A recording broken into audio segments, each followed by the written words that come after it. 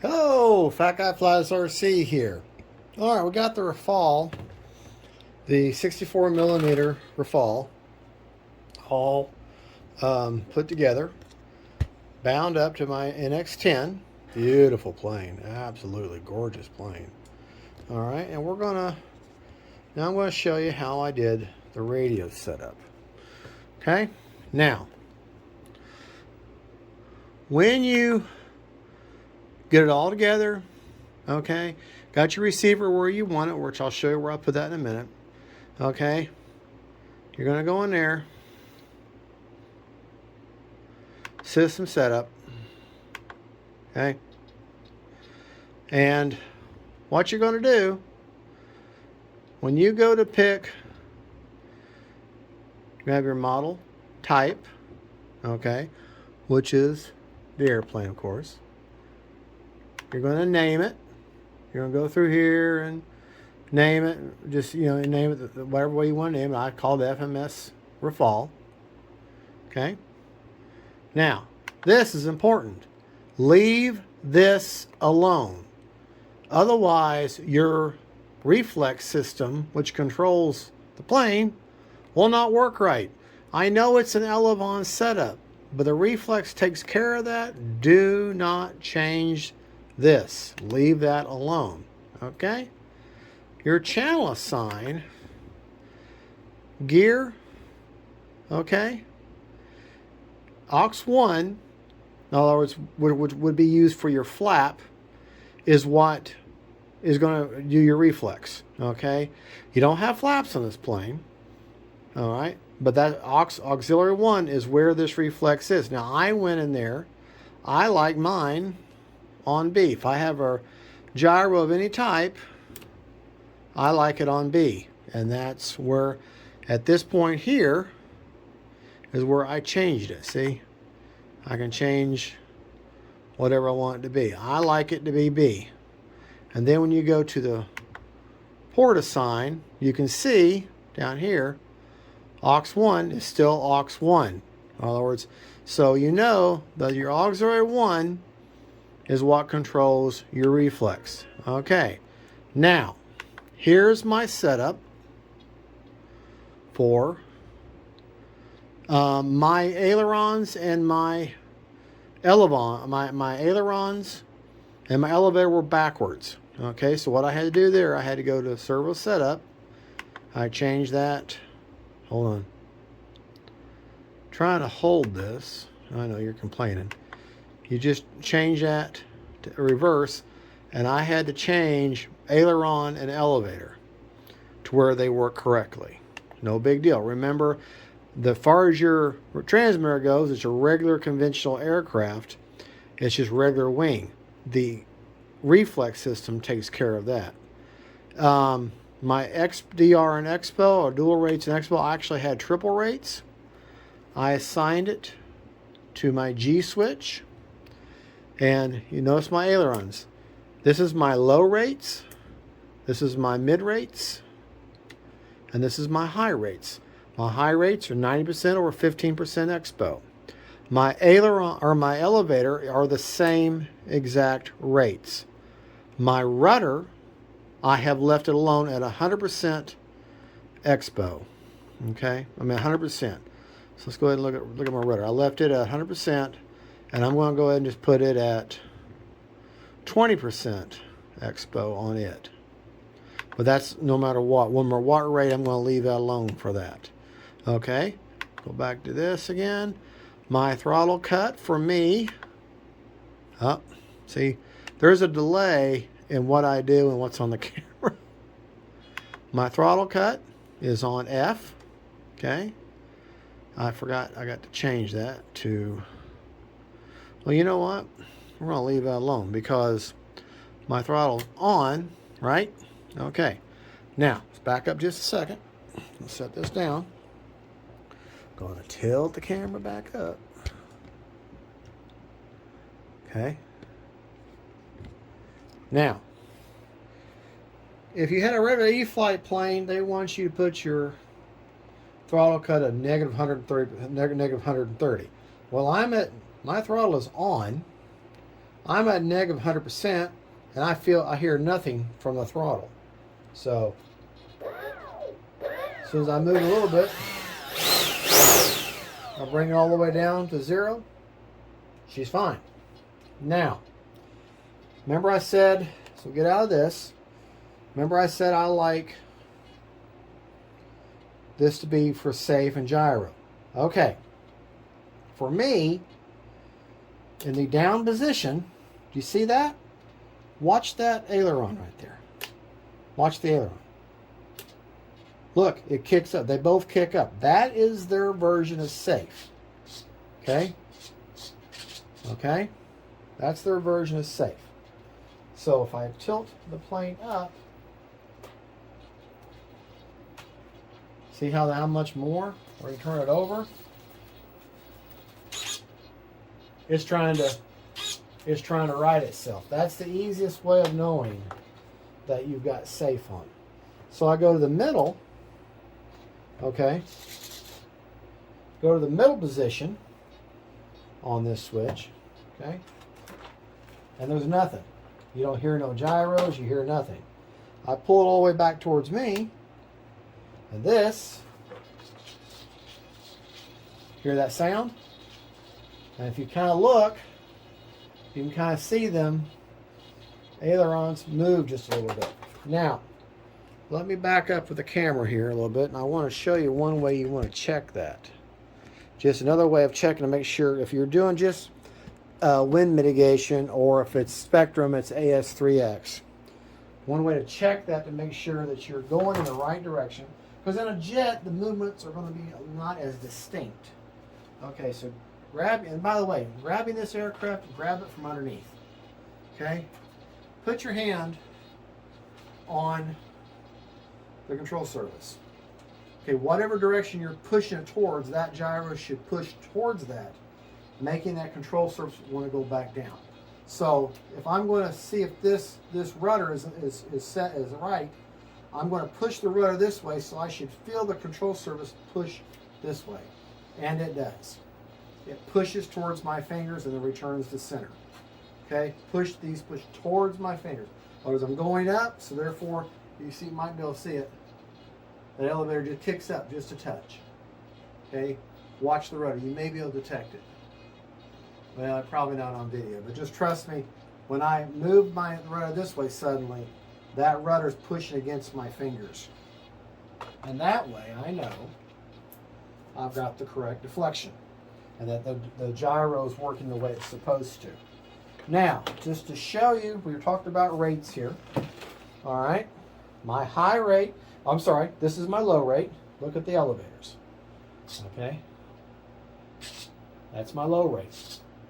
But you got to think, that is the only part of this plane that makes it go up and down. And you think, well, that's an awful lot. Well, look at high rates. High rate is much more distinct, isn't it? Okay, that's 90%, 15% expo. Is it still high rates?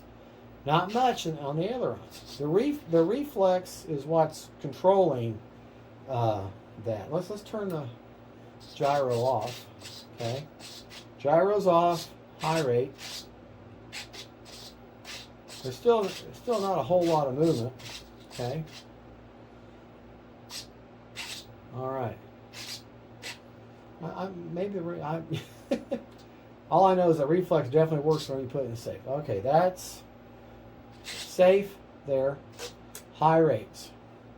This is low rates. Low rates. Now, I left the rudder alone. Remember, it's just 100% with 20% expo. But probably going to fly this in high rates and only in, because like I see, there's not much, the ailerons don't seem to move very much. And I will tell you that's okay. And because it's still unsafe. You notice that when I put it in safe, these kick up a little bit. That's your takeoff assist. It's also help you land. Okay, turn it off, they go back to neutral. When I put this together, everything was already perfectly neutral. She's already on the bench, trimmed. Okay, so you don't have to worry about that. And in all honesty, We can sit here and talk about dual rates and expo and balancing the plane all day long. But until you get her in the air and see how she reacts to you and your battery and where you put your battery, all that talking in the world don't matter. Okay? You take the manual settings, what the manual says, and what you do, that's a starting point. Use that as a starting point. Now, let me back the camera up just a little bit so y'all can see me talking to you, because I know you want to see me. The manual says that the CG, which this is, CG is monumentally important, is basically 90 millimeters back. Where is my ruler? I have lost my ruler along with my mind. Well, anyways, it's 90 millimeters back from the leaning root of the wing. Well, that puts it right about there. Okay?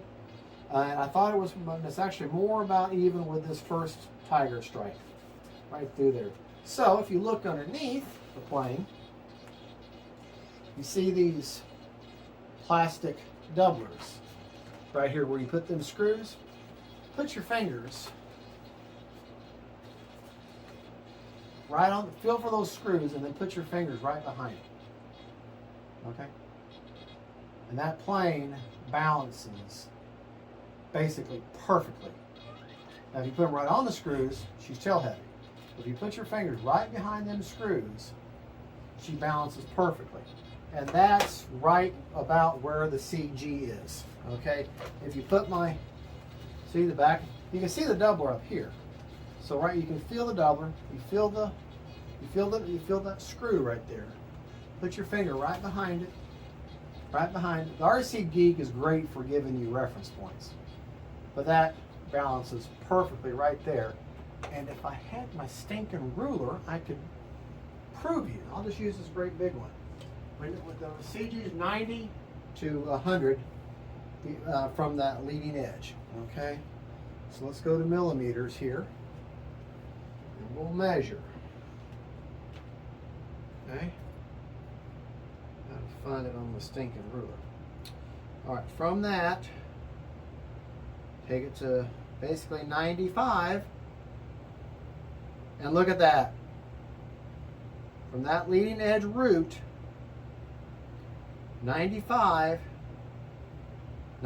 splitting the difference, okay, puts my finger at the very back edge of, just like I said, right back there. You feel that doubler, feel them screws, and put your one finger pad link behind them screws, and looky there. That's where it's at. Now, well, you say, well, that's great and dandy, but what about your battery? You got your battery in there. This is where I have the battery. I've got a 2600 4S Yahoo! Yahoo with 100 C discharge. But that's where I've got that. Basically, I've got it on the front of the wood back. And that seems to be perfect. Now that glue will set, and then tomorrow it'll be perfect. But there you go. Just to show you what I've done inside on how I set my little radio. And I always do a range test, and it's very easy with Spektrum batteries. Okay, but you see that, or Spektrum receiver, you see the wood there, line the front of your battery. I've got a 2600 and it will go backwards. Okay, the bigger the battery, if you had a heavier battery, you would go put it a little bit further back, but not much. Okay, now to show you on the inside, there's my receiver, my AR620.